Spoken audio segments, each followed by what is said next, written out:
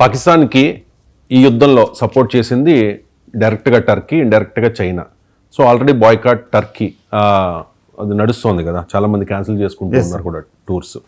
రీసెంట్గా మోదీ కూడా చెప్పారు స్వదేశీ వస్తువులను ప్రోత్సహించండి అని పిలుపునిచ్చారు. At the same time ban China products అని చెప్పేసి. అంటే టర్కీకి ఏ విధంగా మనము శిక్ష వేసామో అదే రకంగా ఇప్పుడు చైనాని ట్రీట్ చేస్తున్నాం అనుకోవాలా.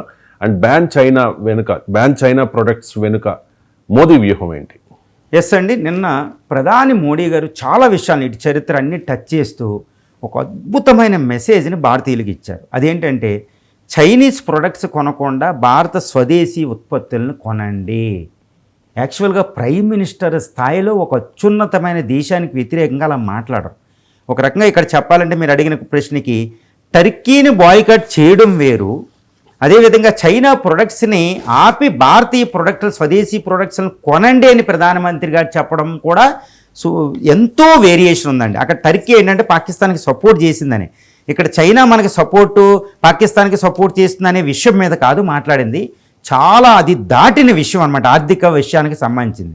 యాక్చువల్గా ఇప్పుడు చెప్పాలంటే ప్రధానమంత్రి గారు ఎందుకు అన్నారంటే ఈ విషయాన్ని, చైనా ఇండియాల మధ్య ట్రేడు యాక్చువల్గా మన బిగ్గెస్ట్ ట్రేడింగ్ పార్ట్నర్, మనతో ఎక్కువ ఈ వాణిజ్యాన్ని నెరిపే దేశంలో అతిపెద్ద దేశమే చైనా, అమెరికాని కూడా కాదని ఒక రకంగా కొన్ని సంవత్సరాలు. ఇప్పుడు ఇండియా చైనాల మధ్య ట్రేడ్ చెప్పాలంటే $150 బిలియన్ దాకా ఉందండి. ఇది 200 దాకా టచ్ చేయొచ్చు ఈ సంవత్సరం. ఇందులో మనకి ట్రేడ్ ఇంబ్యాలెన్స్ చైనా వైపు ఫేవర్గా ఉంది.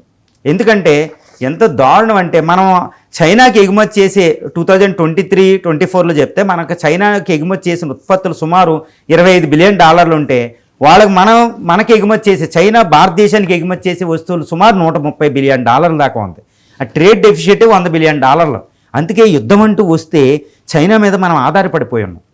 వాణిజ్య యుద్ధంలో చైనా మనల్ని ఆల్రెడీ డిఫీట్ చేసేసి ఉంది. దీన్ని మార్చాలనుకుంటున్నారు మోడీ గారు. ఇంకోటి, భవిష్యత్తులో చైనా ఇండియా యుద్ధం వస్తే చైనా మనకి ఎగుమతులు కొన్ని ఆపేసిందంటే మనకే ట్రబుల్. అందులో మనం ఈరోజు మందులు ఫార్మాస్యూటికల్ ప్రపంచంలోనే అతి తక్కువ చౌకగా ఒక మందులు అమ్మే దేశం భారతీయులకి. అందులో ఎక్కువ రా మెటీరియల్ అంతా అక్కడి నుంచి వస్తుంది. అది ఆపేసింది అనుకోండి, మన మందులు 10 రెట్లు పెరిగిపోతాయి మనం కొనే ఏ ట్యాబ్లెట్ అయినా. అలాగే దాని మీద మన ఈవీస్, ఎలక్ట్రికల్ వెహికల్స్ అని, ఈవీ బ్యాటరీస్ అని, కొన్ని రేర్ ఎర్త్ మెటీరియల్స్ అని, ఈవెన్ కొన్ని ఇంపార్టెంట్ మెటీరియల్స్ యుద్ధ విమానాల్లో వాడి ఇది చిప్, యాక్చువల్లీ చిప్ లేకపోతే ఇప్పుడు అవ్వదు, 4th ఇండస్ట్రియల్ రెవల్యూషన్ అది. అవన్నీ చైనా మీద ఆధారపడిపోయి ఉన్నాం.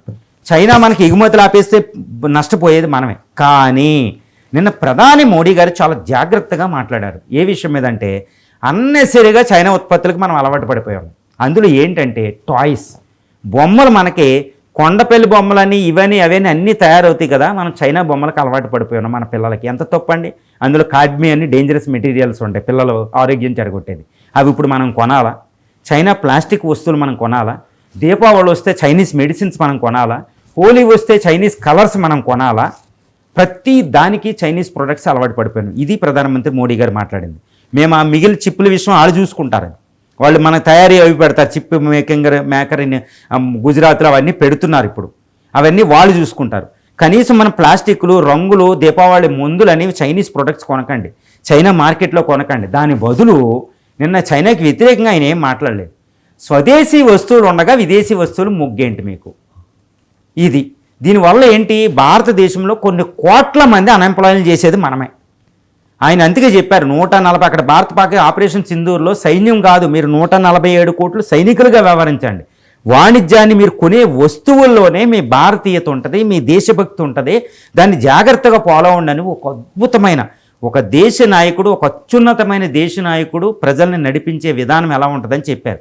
చైనాకి వెగినెస్ట్ కాదు, పాక్ల యుద్ధానికి సంబంధించింది కాదు, ఇది రాబోయే చైనా భారత వాణిజ్య యుద్ధం.